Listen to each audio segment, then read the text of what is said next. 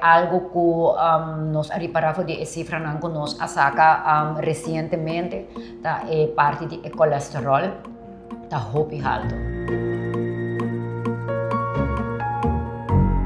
Nós temos muito paciente que tem colesterol alto, me está papiando de algo de quase de 5.000 de pacientes que nós tem pressão alta. Também, por exemplo, a parte de diabetes mesmo, nós temos ongeveer a POH também está com 10.000 pacientes.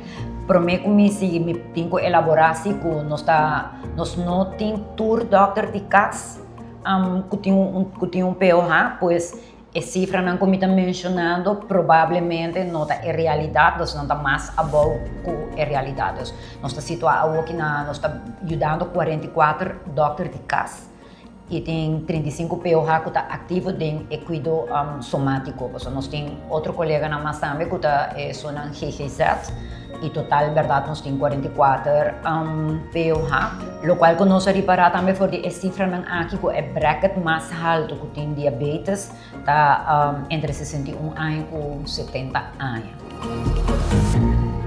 Essa é suposta normal para sobre que diabetes está ouderdom, diabetes tipo 2 está ouderdom ziekte. Pero recentemente, como Edwin mencionou, está algo agora aqui que já está virando mação, está como ele diz, uma lesão adquirida. Então, eigenlijk não é algo que bota supõe que ele não é da opinião.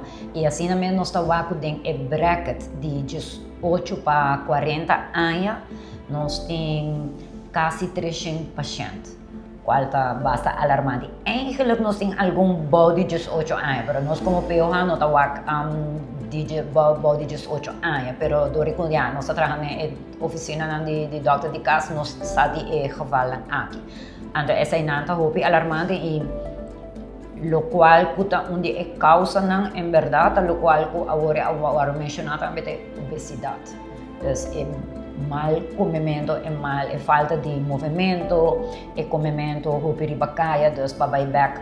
Aí eu pergunta over de suco, verdade que o suco tá hidden addiction, pero é nota suco só. Dus tem mais de haver também que é parte inano, dus boting carboidrato não, lo qual que bota haya mas tanto den comida não, dus den fast food não. Também, nós queda bisa é falta de movição, tá queda hunga rol.